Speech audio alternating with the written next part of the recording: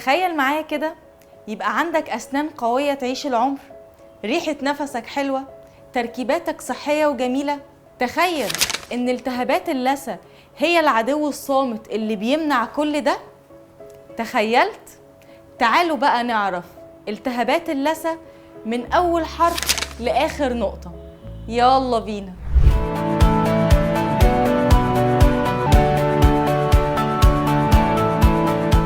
اللثة مش مجرد لحم وردي بيحيط بعظم الفك والأسنان.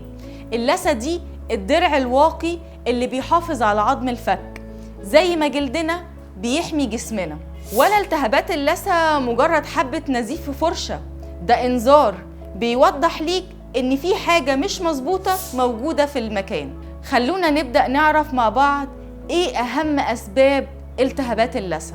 ركزوا معايا عشان عندنا شرح مهم جدا.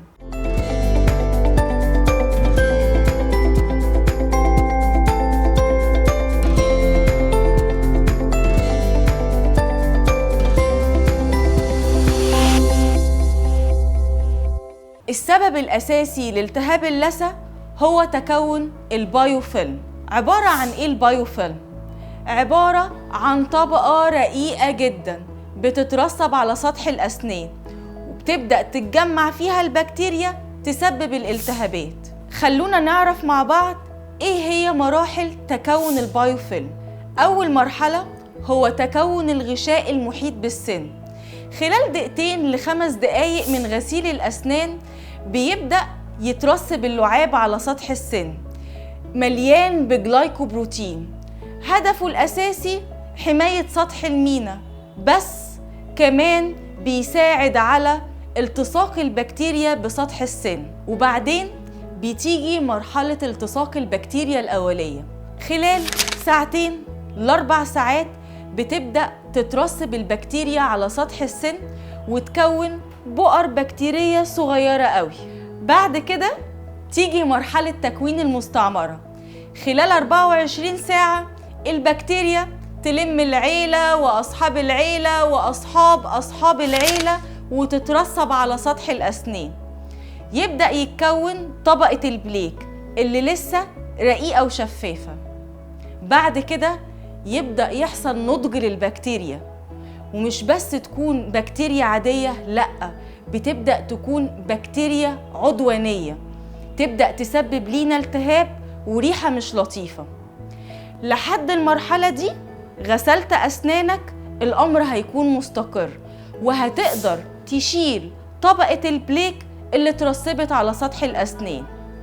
بعد كده ما غسلتش أسنانك، بقالنا أسبوع من غير غسيل أسنان. تخيل، أكيد حاجة مش منطقية، بس ده اللي حصل. بقالنا أسبوع ما غسلناش أسناننا.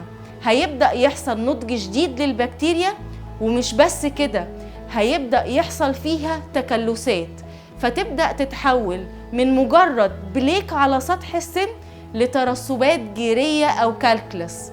عند المرحلة دي بقى لابد من زيارة طبيب الأسنان، لأن الطبقة دي الفرشة مش هتقدر تشيلها. وبكده البايوفيلم بيكون عامل زي الضيوف التقال، بيجي وبيقعد ومن غير ميعاد.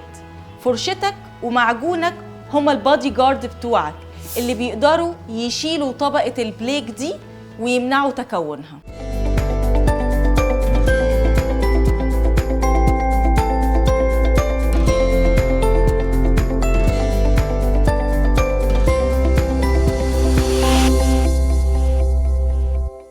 مش محتاجين بقى خلاص نتكلم عن أسباب التهابات اللثة. عرفنا العدو الأول بتاعنا هو تكون البايوفيلم، واللي بيبدأ يظهر مع إهمال غسيل الأسنان. التدخين كمان من أهم العوامل الأساسية اللي بتسبب ضعف في الدورة الدموية الخاصة باللثة، وبالتالي بيزيد التهاب اللثة. يجي حد يقول لي دكتورة غادة أنا بدخن وعلى فكرة ما عنديش التهابات في اللثة. أقول لك لا، ده مش حقيقي، أنت عندك التهابات بس متغطية بأثر التدخين. ليه؟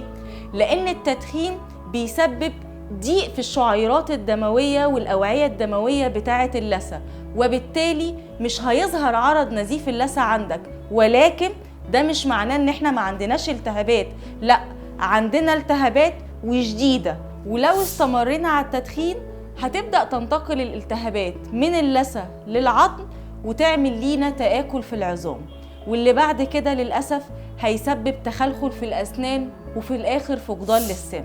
إيه تاني من أسباب التهابات اللثة؟ المشاكل الصحية زي مرضى السكر، مرضى القلب، مرضى الضغط. الحاجات دي كلها فيها عوامل مشتركة بتسبب لينا التهابات في اللثة.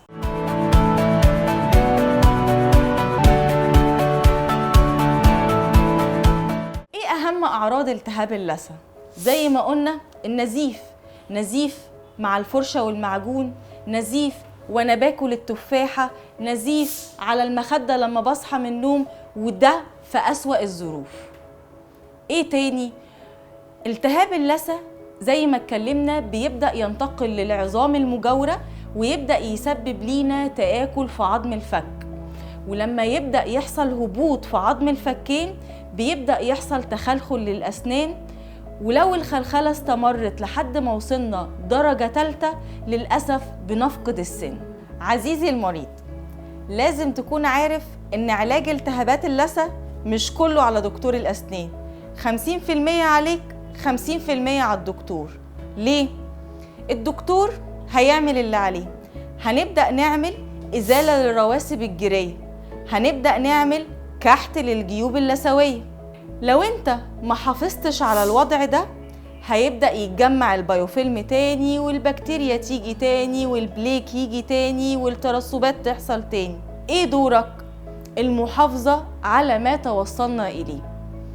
دورنا ان احنا نستخدم فرشة والمعجون على الأقل مرتين في اليوم، وخلي بالك لازم نستخدم فرشة ناعمة إلا لو الطبيب قالك حاجة عكس كده.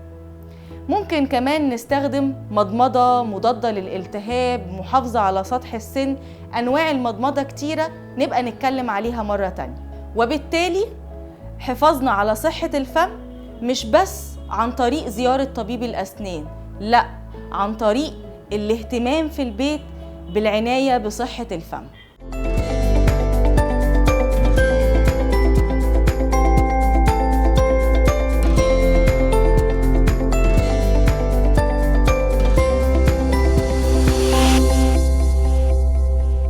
من العادات الخاطئة اللي أنا في الحقيقة بعتبرها حاجة مضحكة جدا، إن مريض يجي يقول لي دكتورة غادة أنا مش محتاجة أستخدم فرشة ومعجون، أنا بستخدم ليمون بالملح الخشن بيشيل لي كل الجير.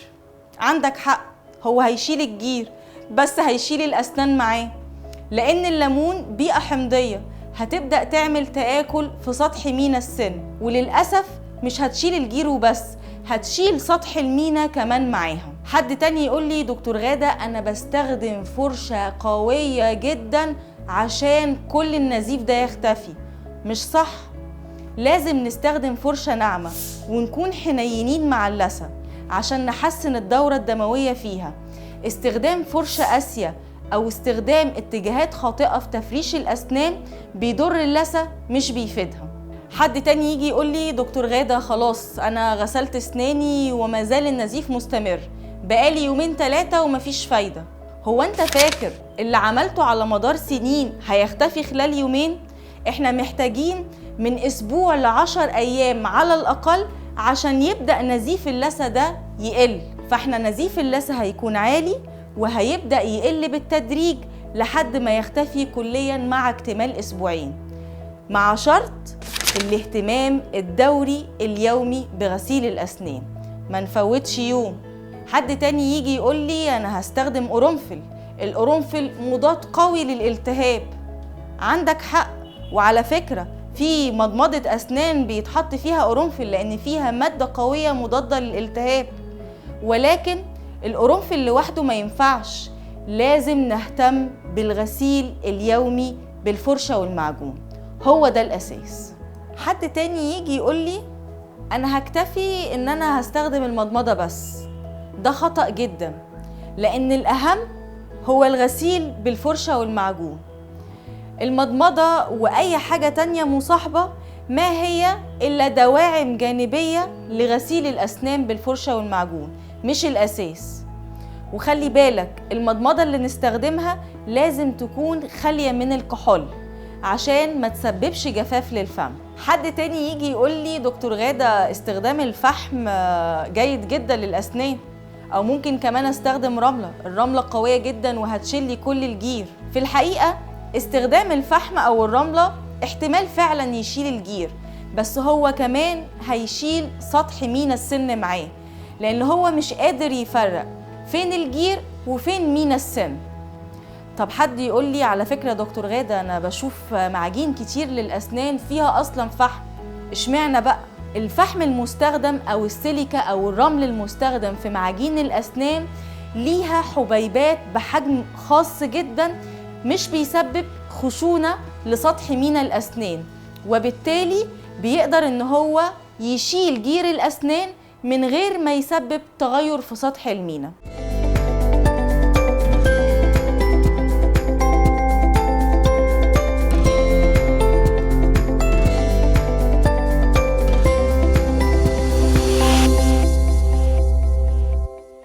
ركزوا بقى معايا قوي في الدقيقتين اللي جايين دول، لان احنا دلوقتي هنشرح ازاي تهتم بصحة الفم بطريقة سليمة.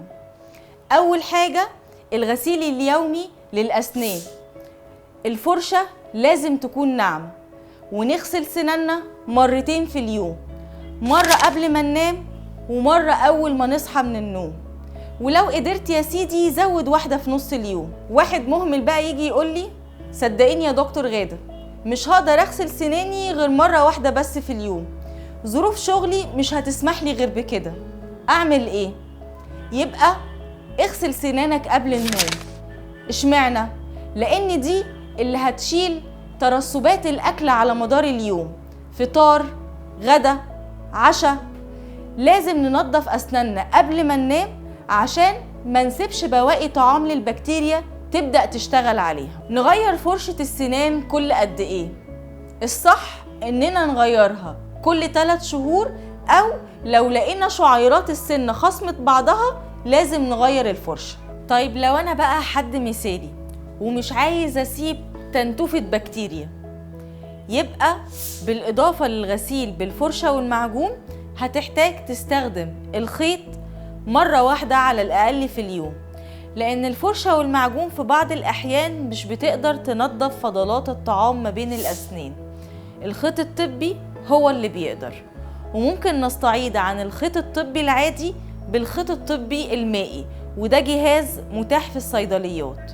كمان الفرشة اليدوية العادية نقدر نستعيض عنها بالفرشة الكهربائية، ودي بتقضي نفس الغرض. بس الفرشة الكهربائية ليها ميزة إنها بتساعد أطفالنا وذوي الاحتياجات أكتر على الاهتمام بصحة الفم.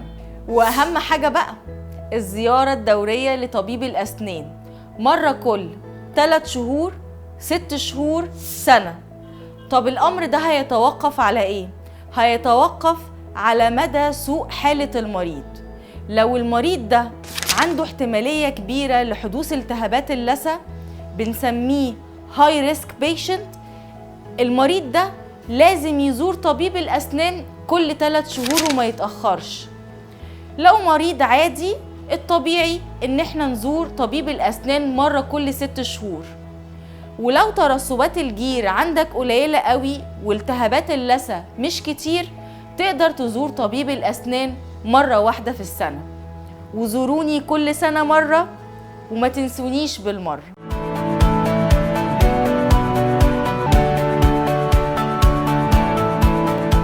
ويا سلام يا سلام لما أسناننا تبقى تمام.